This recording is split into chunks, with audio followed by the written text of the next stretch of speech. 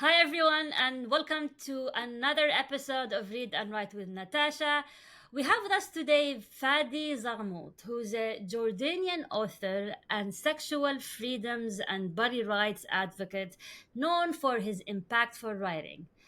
He holds a master's degree in creative writing and critical thinking from Sussex University in the UK. His influential novel, The Bride of Amman, explores themes of sexuality and societal norms. Zaghmout has authored four other novels, including two science fiction works envisioning a future where aging is defeated. Wow. Fadi, thank you for joining us today. I'm a huge fan of your work. I read a number of your novels. I love them, especially Aruz Amman was amazing. Hello, Natasha. Fadi, first, hi, Hi, Fadi. thank First thing I'd like to ask you is to tell us. you. Hello, can you hear me? Yes, yeah. Yeah. So, Fadi, the first thing I'd like to ask you is to tell us about your most recent novel. What is it about, and how was the process of writing it? Yes. The first, thank you, Natasha. I'm so happy to be on your podcast. So happy. Thank you for the nice introduction for me. And yeah, I will tell you about my latest book. It's called Amal Ala al-Ard. It's Hope on Earth. It's a sequel for my second book, which was Heaven on Earth. That it was published in 2014, and the Arabic one and the English got out in 2017. Uh, in Heaven on Earth, and also I continued in Hope on Earth, to imagine a nearby future when science defeats aging. So Heaven on Earth, the setting is in 2091, like about 70 years from now. But that's hello. Yeah, keep going. Yeah. Yeah, but the sequel is after 100 years from now. Towards the end of the first book, there is a decision that is made by Heaven, Jannah, where she votes for for controlling aging, old age, to ban old age altogether. So after 30 years, we Hmm. follow the consequences of this decision on the life of her children. Amal and Omar. Yeah. Ah, okay. I see. Um, so this is a fascinating idea, especially now. There's a lot of talk about not anti-aging, but living longer, right? Longevity. Yeah. And there's lots of doctors that refer, yeah, longevity, like Peter Attia and others, and I was wondering how this concept translate in the Arab world. It's the Arab world. It's a conservative religious. I mean, we don't want to stereotype, but in general, Mhm. and the idea of beating aging. How was it accepted in the society among your readers? Yes. Actually, the whole genre of science fiction is very niche in the Arab world. Like when you remember when I first published the Correct. first Yeah. novel, The Bride of Amman, people wanted me to write a sequel for The Bride of Amman. It was very social, about social issues. So when the Heaven on Earth came out, people were surprised, and it didn't receive the same reception as The Bride of Amman.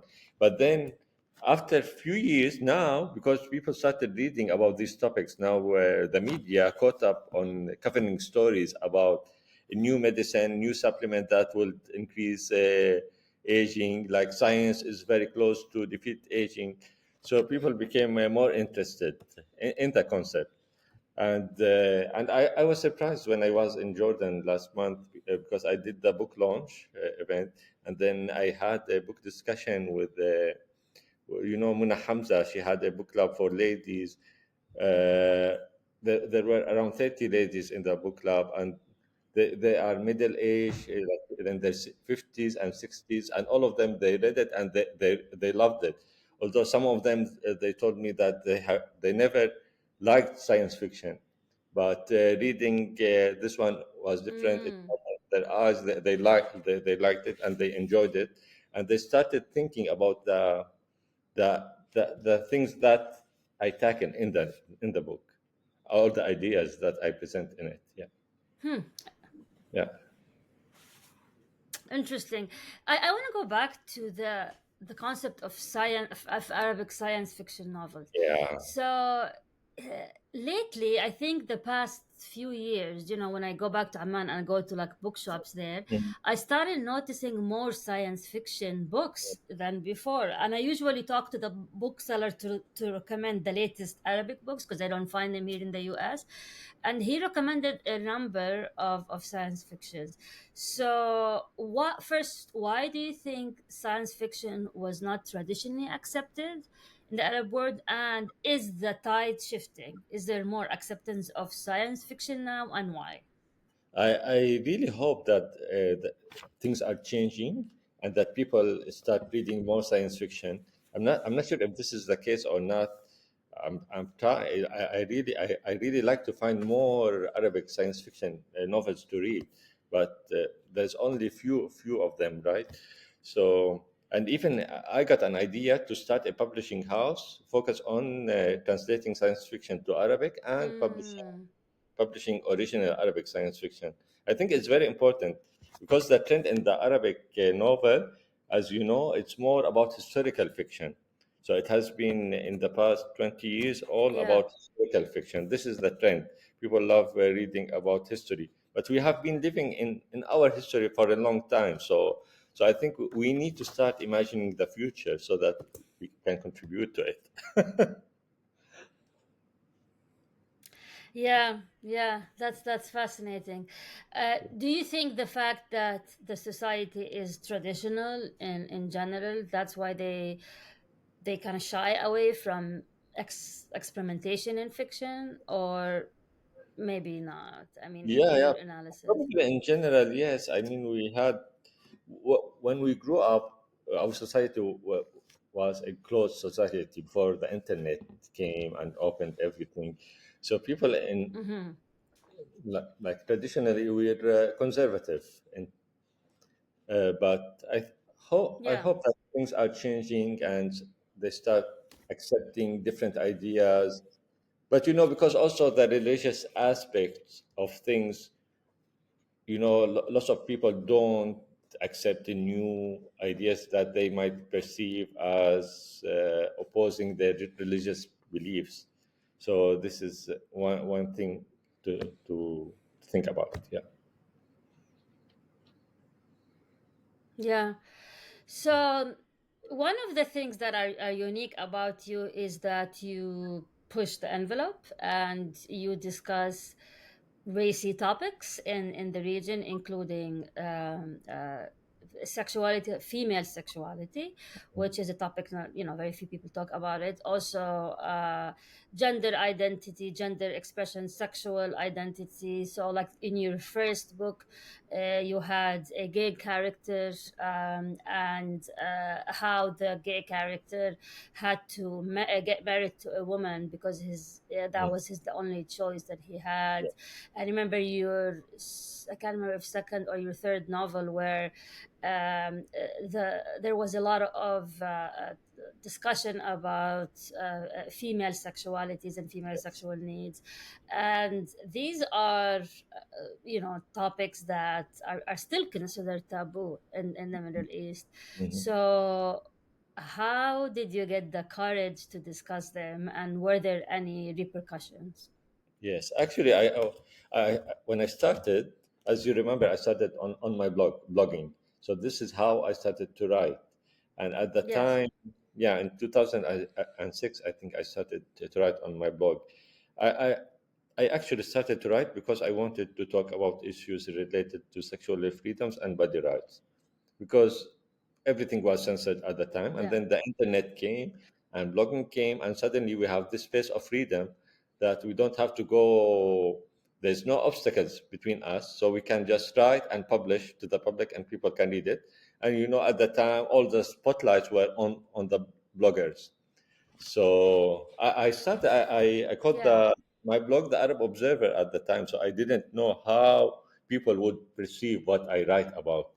So I had my identity was hidden at the beginning, but then I wanted the readerships. So I started telling my friends that this is my blog, so read it. And then I started going to bloggers meetings and making connections with them, contacts with them. And then everyone knew that I was the one writing this behind this blog. And I started to write in English. So I had, and talking about these topics, and then I found out that I got so much support at the time, probably because people who read my blog at the beginning were English speakers from West Ammanis who are more exposed to Okay. the West. Okay. So but also I had lots of opposition as well. So we had lots of heated debates on my blog at the time. And then I reached to a point where I felt that these topics needs to be discussed in Arabic, not just in English. So I started to write in Arabic because even Okay. in Amman, if you read an English magazine, if even if it's printed and published in Jordan, if you read any English magazine, you will find the language, the mentality behind it is much open, much more accepting and tolerant. But if you read any Arabic magazine, you will Yeah. have the same words, the same mentality. So I started to write in Arabic, and then I found out that I write better in Okay. Arabic, of course. And then after a few years of blogging, I thought I also wanted to be in a novel, in traditional media. So I wrote Okay. the Bride of Amman, the first book, and like people loved it. Like they were telling me, now you talked about the elephant in the room that no one talks about. So Yeah. yeah, so that encouraged me. And then, but then things haven't progressed much in Jordan in the past 10 years. And now censorship is even more than before. Like when I published Layla, after Yeah. probably 6, 7 years, it was banned from entering Jordan. Uh, and when I went to the publication department and asked, he told me, like, Fadi, I don't know how the Bride of Amman passed. If it was up to me, I would have banned it. But it passed. I don't know how, and people read it. Oh So wow. yeah, but Laila, we can't allow it to enter. Yeah, Until now, Layla is not allowed in Jordan. actually, yeah, yes. Well, what they told me that if you print a book in Jordan, you can print it and distribute it to bookshops without asking for the permission from the publication department. But if you print it outside Jordan and you want it to ship it to Jordan, you have to ask permission to enter. So at the beginning, I had an Egyptian publisher, Ah. and that's why they didn't allow us to get it inside, to import it. But then I changed to Al Ahliya publisher, and then now it's available. It is available in Jordan. It is available, yes, yeah, Ah. yeah. And has there been any backlash from people who read it Uh, online? I mean, as authors, you know, like we, yeah, I mean, I always get yelled at, which is I think part of part of the career that we chose. So it's fine. We get used to it. We get a thicker skin. that's So what true.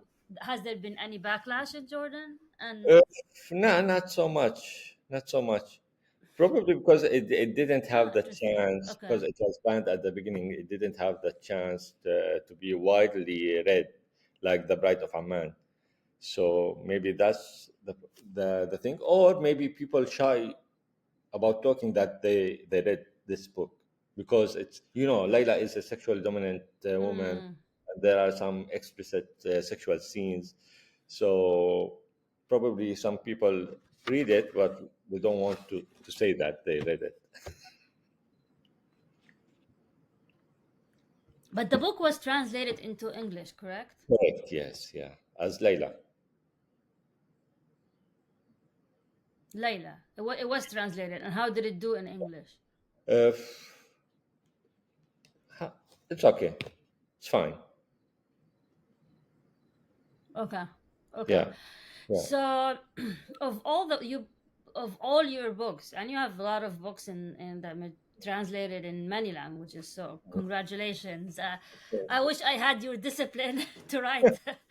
um, and you still think The Bride of Amman was the most selling of all your books? Yes, of course. Yes, it is. I don't know why. Maybe it's because it's the first one, Yeah, but that was my question. Why? Why do you think of all yeah. your Yes. books the bride? Yeah. And it's still now. I mean, people still talk about it. Yes, there is magic behind it. I don't know what is it. What's the magic behind it? Because because I know like people who start reading for me, if they start reading by reading Layla, they would have Layla as their favorite book. If they start reading for me Heaven on Earth, Jannah ala al-Ard, it will be their favorite book. Yeah. But probably because The Bride of Amman is the first one, and people start reading for me uh, by reading The Bride of Amman, that's why, probably. That's the reason. Yeah. Yeah. So you're like a marketing genius. Let me say, I've been following your marketing methods, and I learned a lot how you market your work, how you talk about it. And one of the things that I really like about you is your transparency. You're very open about struggles. You're very open about writing struggles, personal struggles, work struggles, and you're also open about criticism. So Mhm. I noticed sometimes you would actually highlight a negative feedback and you would discuss it. And you're Mhm. like one of the few authors that actually do that. And I love that about you because some authors they will only share like I got a 5-star review on this and I got nobody shares the negative feedback, which is an integral part of the writing journey. Of course. So, how did sharing the negative feedback help your journey as an author? For me, like I even liked you even more because I Ah, realized you're real. You know, you're not just promoting the good stuff. Yeah. yeah. Yeah. So, how Actually, did sharing that help you? I mean, it helps to get different opinions from people if they agree. I mean, some comments, you get sometimes negative comments that just means to say the book is really bad, it's terrible, nothing in it is good. So it's not constructive criticism, right? But sometimes they give feedback, Yeah. and when I share it, and then if I have more than one person agree with the feedback, then it means that there is something in it, right? Something that I can learn from and change, probably. Yeah. Uh, but also, I have learned Correct. Yeah. because like it's hard to satisfy everyone. So people will not agree on something. They will never agree on anything, Yeah. actually. That's true. And yeah, if I go and read now the reviews on The Bride of Amman, and you see the different opinions of people, you will be like surprised. Like everyone has different intake, different angle. Everyone sees things in a different way. So I usually try to get different opinions. So and if I hear the same comment several times, then I would think about it more and see and think maybe they have a point here or not. Hmm. So yeah. So I want to go back to your marketing efforts. As I said, I learned a lot from you. I just always watch what you do and I try to emulate it. And where did you get the most engagement or the most success? Like, what is your favorite marketing method that works for you specifically, especially because most of your readers, I would assume, are in the Middle East? Mm. Uh, Probably connecting with people. I would say at the beginning it was the blog. It was Okay. the platform where I got the most exposure from, but then it's connection. So I try to. It's very important to have book events when a new book come out. Even though, like, if you Mm, talk online, if you do whatever you do online, it's essential to have this core readership uh, that comes to an event and actually buy yeah, the. It's very hard to. Like, I don't know if it's hard or easy to sell online. You need to spend lots of money on ads. Like if you have or if you want to sell organically, it's not. Facebook and Instagram, they limit the organic reach no matter how many followers you have. So you have to spend yeah. on paid ads. And because I don't sell the books on my platform, so I usually rely on the publisher. So I think I need to work on that to have it on my website and start working on that. Do digital marketing for the books on my website. That may be something that I need to explore. But for now, I think it's word of mouth and doing the events to have like people reading the book, so that they would, if they like it, they would be the ones who will promote it for you. Hmm. So, how do readers connect or find you online? What is the channel where readers talk to you about your books, Yeah. give you comments? Where is that? I mean, the reason I ask these questions because there's a lot of aspiring writers Mm. that listen to this podcast. So I always like to get some tips that would help them. Yes, of course. So I'm on all social platforms, but mainly my blog, my website, where I write about my books, and also Instagram. How I have a Facebook page. I have Mm, okay. probably Instagram, as you said before, that it's now the most important platform, social media platform where you can promote your books. Probably TikTok, but I haven't worked much on TikTok. Maybe it's a good platform to explore. Yeah. I started doing some TikTok here and there. It's Okay. interesting. You get higher reach Okay. than Instagram, but Instagram has a more loyal followings. Mm. So TikTok people just see your video and then they move on, right? Yes. They Yeah. keep scrolling. They don't Okay. usually come back. Mm. Instagram, the same people.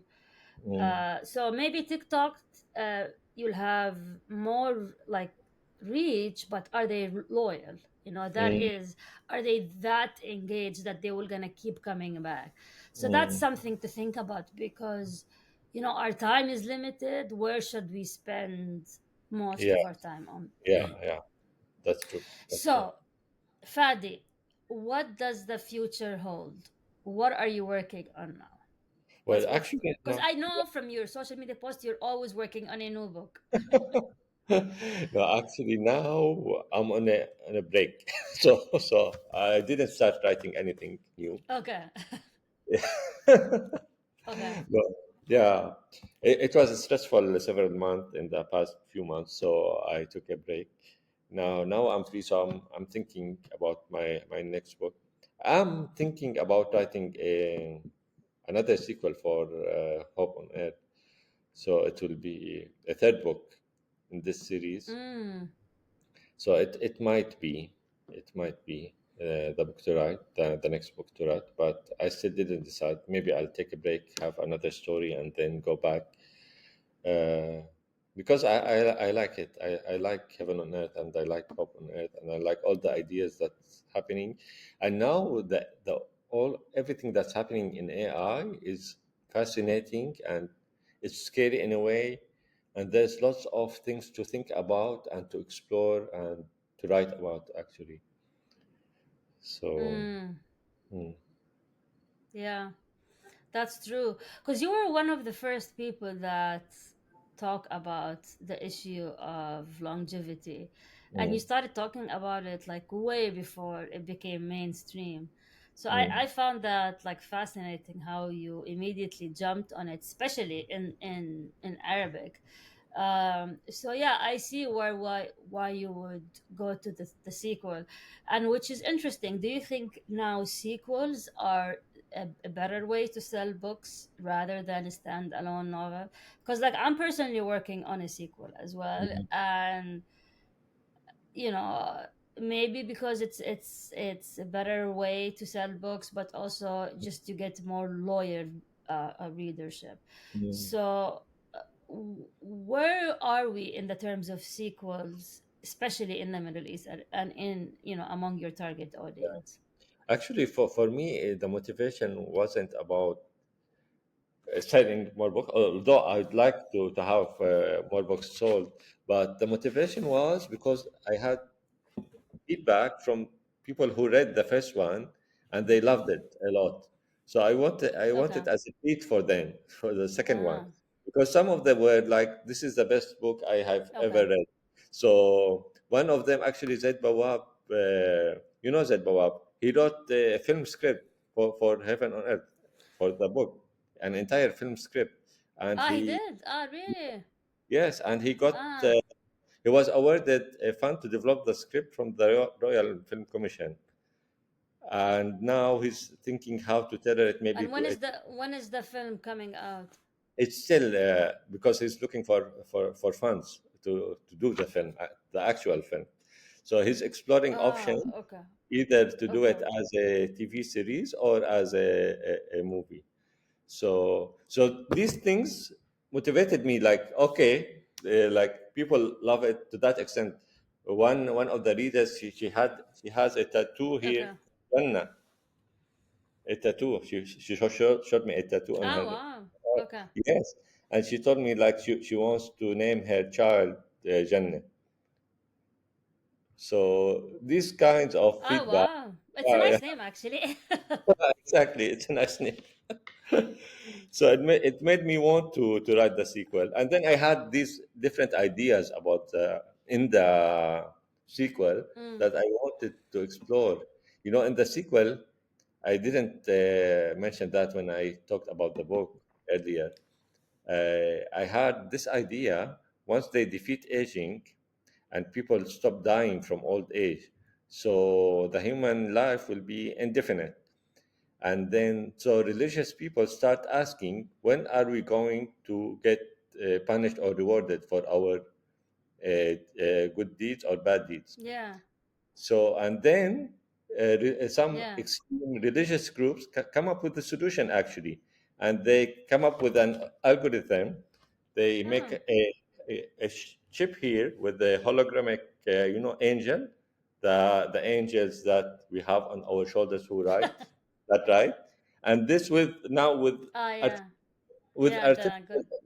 Yes, in the future with artificial intelligence, they can actually read your thoughts and your actions, and they can measure it if it's a good or bad, if it is with the teaching of your religion or not. And then at one point, because they can't die, but they have to get punished or rewarded. So what they do after suddenly the algorithm also picks you, and it put you into a sleep mode for 100 years, and in a VR where you can live an experience like being in heaven or being in hell. So this is how you will get rewarded or punished. Oh wow. Oh wow. This is like the series Black Mirror. Yeah, If you watch Black Mirror, it's yeah, yeah, very exactly. similar So now, concept. yeah, technology Wow, is that's opening. fascinating. Yeah, technology is opening so many things in front of us. We're becoming so much powerful, so we can do s- lots of horrible things or lots of good things. So, and that's why it's important Yeah. to science fiction to Wow. warn about horrible scenarios that might happen. Yeah. Have you ever thought about or explored self-publishing, and where are we when it comes to self-publishing in the Arab world? Yes, actually, I explored that with Ibra Kushtuban when it first came out. It was because I published it in 2020, Okay. and it was the COVID year. and most of the publishers were not functioning, they're not Okay. replying, and I didn't want to go through the process of sending my manuscript and wait for a publisher. So I decided to do that. At the time, we had Jamalon.com, and they started doing print on demand service. So I was happy to explore Okay. that, and I worked with a designer, with an editor, so I had the book ready, and I uploaded to their website, and then I asked for 10 copies, and next day I had them. So it was nice. I started promoting the book, Okay. but then after a few months, people were telling me it's not available on Jamalon. And when I asked them, they said because they had an issue with supplying the paper. So because they imported the paper from China, so they Mm. didn't have the paper to print the book. And so then I signed with the traditional publisher. I signed with Al Ah. Ahliya, and then I had it published, traditional publisher. But now then Jamalon, now they're not in business anymore. You know that they stopped operating. Ah. Yeah. No, I didn't. What They stopped. about why did they stop operating? Do you know? Yeah, I Do you don't know know what why? So it's a happened. supply issue or I think they tried okay. to expand very fast, so they had lots of money, and then they didn't know how to manage things, and then it didn't work out for them. Although they were the largest online bookseller in the Arab world, but they couldn't sustain the business. Oh wow. Yeah, yeah. That's too bad. What about using Amazon KDP? Because Amazon they're not gonna run out of paper. So would you explore Amazon Yeah, for right. I'm not sure for the for Arabic version. I tried that as a PDF, but the print version, someone told me maybe I need to work with it. mm, So we have the format in the Arabic format, like the I don't know how to arrange the PDF so that when it's printed out correctly, because it doesn't support, I think, Arabic yeah, yeah. books. Yeah, Publishing? It doesn't? Okay. Something yeah, to explore. Hmm. yeah. Mm. So any so where do people find your books now? If So I want now, to go find, if some, for yes, example, people who are listening now. yes. So the English ones are available on Amazon and different other websites Okay. uh, online. The Arabic ones also available on Nil Wafurat, عصير الكتب, والراقون. Now there are several Arabic online platforms. In bookshops now, the publisher and the best distributor is Dar Al Ahliya, so it's available in Amman, in the bookshops in Amman, in Jordan actually, uh, and they go to book fairs in the Arab world. They take the books with them, but they're not Mm. distributed in other countries, as I know. Well, actually, I found the last one here in Abu Dhabi. I found it in California the other day in Abu Dhabi, and probably in Dubai it's available. Oh, that's good. Yeah. So any final thoughts, Fadi, before we conclude? Yes, and also I think if they prefer audiobooks, The Ride of Amman and Layla available as audiobooks in Mm. English. In Arabic, on Storytel, I have Arus Oh, Amman. where on Audible? Yes, yeah, on Audible, The Ride of Amman Oh, and Layla. nice. Okay. Yeah. And the Arabic ones, Arus Amman and Jannah al Ard, available on Storytel. And Ibro Kushtuban available Okay. on South Podcast. Oh, they do Audible. They do audiobooks. Yes, yeah. Actually, they started this project. Oh. I'm not sure if they're going to continue, but they picked my book and another book. I don't remember the name of the other book, and they launched last year. So I don't know if they added to their library of books. Mm. Yeah. But actually, I Oh, enjoyed this well, Fadi, experience. this. Yeah, because I wanted to say that the Arabic audiobook for Ibro Japan is narrated by Lana Nasser. Do you know her? She's amazing Jordanian actress, and her voice is amazing. So she did like a radio drama. So it's a very nice experience to listen to it. Oh, that's nice. Yeah, sure. I'll check it out.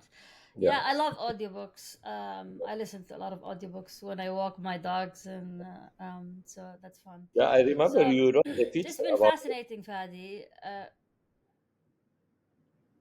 About audiobooks. Yeah, Yes, yeah. last year. Yeah, Because was it last year? I mean, I consume a lot of books yeah. between audio and reading and Kindle. I mean, that's the only way I can read so many books is because I keep changing the platforms. Mm, I cannot just depend on like one before I go to bed and read. That's not enough because mm. it's my career, right? So Right. I have to Yeah. find other ways to consume it. That's good. Amazing. Um, so yeah, so Fadi, thank you very much. This has been amazing, and people can find your books, as you said, on Amazon or Neil Furat on other, and also on audio. And thank you very much for your time, and best of luck with your next work. And for anyone who's listening or watching, thank you for spending this time with us. And until we meet again. Thank you, Natasha. I really enjoyed this talk with you. Thank you so